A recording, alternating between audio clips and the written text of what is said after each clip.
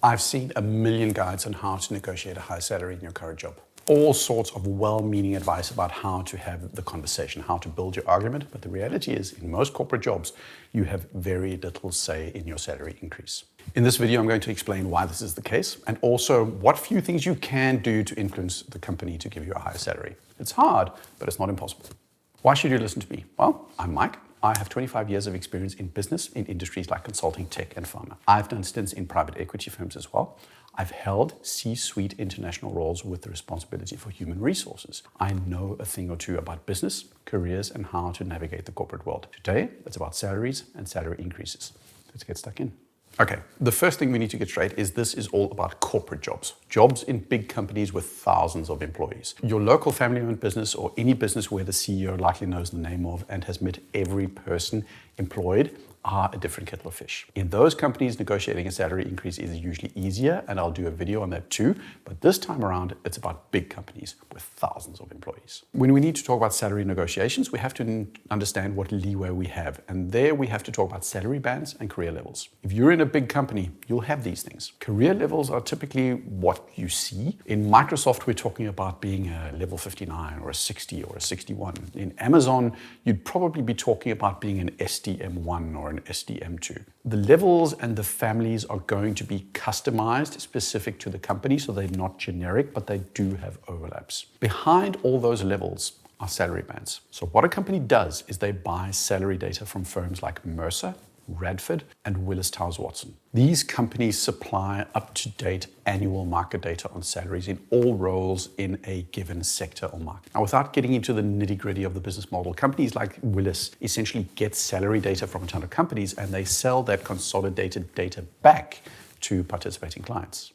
So, as an example, Microsoft has a salary benchmark where they can't necessarily see what Amazon is paying, but they can see what tech firms are paying, what the average is, what the minimum is, what the maximum is, what the spread is, what the split of compensation is, so how much is fixed and how much is bonuses and how much is equity, all that kind of stuff. They can also segment on regions, on cities, and they can get really granular data. Based on all that data, a company basically decides where they want their bands. If you're finding this content interesting and relevant to you, then please consider subscribing. I'm aiming for this channel to be your go-to for insights into business and careers with honest, no-nonsense, insightful, and useful topics. Please click subscribe if you feel it's relevant.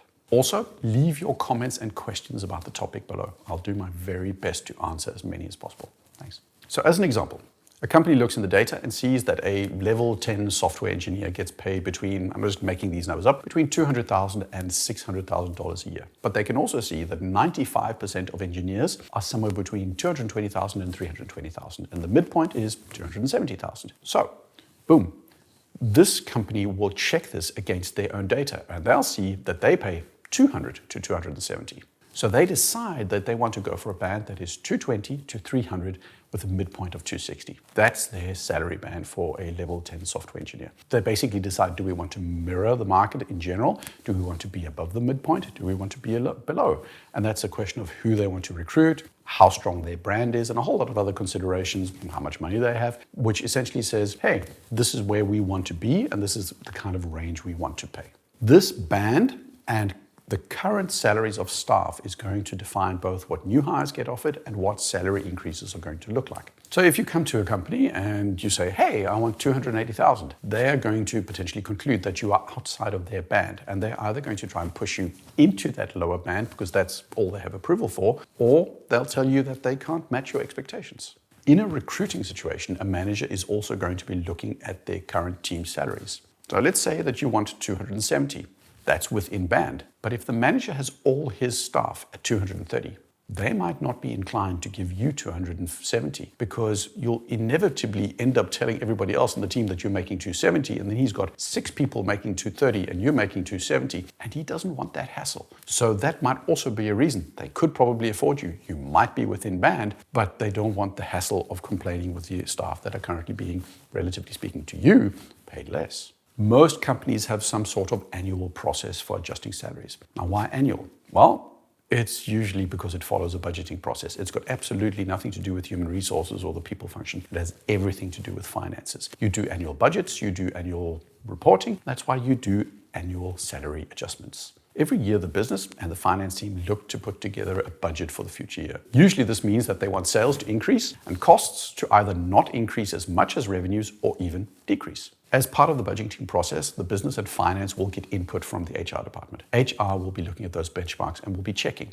what are other companies on average giving in increases. How much are those bands moving each year? Because they update the bands every single year. They'll look at information from the government about inflation. They'll also listen to data about reported statistics on average salary increases in general and also in specific sectors. And based on all those numbers, they'll come up with a suggestion of some percentage increase. Maybe I've been unlucky, but in the 25 years that I've been working, that number that HR comes up with has always been reduced by finance because they want to keep costs under control. At the end of the day, finance locks in a salary increase percentage. This number at a big company is usually completely set in stone.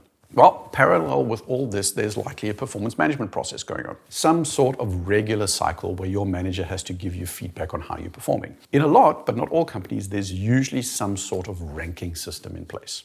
You're going to know them. It's some version of meets expectations, exceeds expectations framework. There's a million different versions of them, but it's all about categorizing different levels of performance. Almost always there's going to be some sort of curve that you're being graded on. And that means there's a limit to how many people can get the best, high performing, always exceeds expectations kind of rating. From that performance management discussion, different things can happen. I'm going to explain two extremes.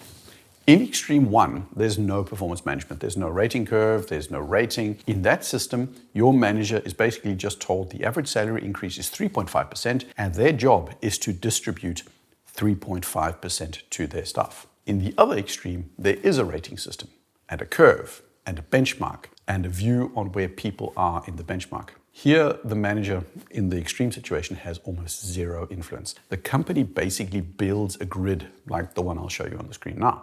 The overall average increase in the example needs to hit 3.5% based on the percentage of people in low or medium and high performance, and based on whether or not they are outside of band, low in band, mid in band, or high in band, the percentage is split out. That's your increase. From a pure percentage perspective, the best place to be an underpaid high performer, because that's where your percentage increase is going to be the biggest. So these are the reasons why you have very little influence over your salary increase. The budget is locked, and that percentage overall isn't particularly flexible. Your rating is limited by a curve, and you are in competition with other people. Once your performance is defined, there's less wiggle room to give you extra. Your manager is just a cog. They don't have access to some other budget for special cases. 3.5% across 3 or 5 or 10 people, where the manager needs to keep everybody in the team happy, just doesn't allow for massive differentiation. And then there's the last thing. By the time you walk into the room to talk about your future salary, everything I just walked you through has already happened. The average increase percentage is locked. The ratings are fixed, and the manager has done their distribution. You are too late. But what can you do? You need, of course, to agree on realistic targets with your manager and have a clear idea of what it takes for you to get that high performer rating. So do your job and do it reasonably well. The better you do, the better position you'll be in, because you will be moving into another box where there's more money. And in all fairness, if you do well, the odds of your boss being willing to listen to you and try to make accommodations will be higher. If you've been hitting a meets some expectations, your leverage in a negotiation about salary just isn't going to be particularly strong. Second, you need to figure out what kind of power your boss has and what kind of power your boss's boss has. Power dynamics are a thing. If you are far down in the hierarchy, odds are your boss doesn't have a whole lot of leverage, but maybe their boss does. Are people talking about your boss or their boss as a future high performer? There's a reason why you need to pay attention to these things. High performers are listened to. The higher up in the system they are, the more power they have, and the more they also have control over those 3.5%. Like I said before, your manager is trying to make 3.5% work for, 10 people, but their boss has 3.5%, which has to be distributed across 50 or 100 or 1,000 people. In a pool of 1,000 people, an extra half or 1% to one person is easier to find. You need to get those higher ups involved in your salary. Now, if you're thinking, I'm just going to bypass my manager and go straight to the next level, I'd say don't. You're just going to make your own manager feel embarrassed. What you want to do is either have your boss carry your requests up the chain or build a strategy together on how to get it up the ladder. Your boss needs to be aligned with the fact that you're going to write to the VP and make your case. Which brings me to the fourth and last point. The negotiation for a higher salary does not start in the room at the end of the year. You need to do all this work long before the salary negotiation process rolls around. By the time you walk into the room, things are already set in stone. What you have to aim for is to make sure that your needs are explicitly known and communicated to your boss and to their boss well before they sit down with the Excel sheet. They have to be thinking throughout the year, how do I keep Johnny happy when they sit down with that Excel sheet? Negotiating a salary starts 1 year before you actually get your next salary, and it's a mix of delivering results, making your expectations known, and building a strong, trusted relationship with your manager as an advocate for your case. I've been doing this for 25 years, and as a rule of thumb, I'd say that in a year, in a company with 1,000 staff, maybe 5 people are getting an extraordinary increase either in their salary review process or out of cycle. It's incredibly rare in big companies because everything is locked into place, into processes and tools and systems. But it's also out of a perception of fairness. Having a system that reacts to the few that speak up tends to favor some employees where others get forgotten because they don't speak up. So you build processes to avoid that. But in those 5 out of 1,000 cases a year, there have been some commonalities. It's an individual that has been seen as a high performer. It's an individual that right now is doing something where it would be a pain in the backside if they left. It's usually a role that is hard to fill at the moment. Their case is supported by a more senior leader and not just the direct manager. And the senior leader is in a position of relative power due to their own performance, their career trajectory, and the scope of their responsibility. When those things coalesce, it happens. Otherwise, it's a rarity.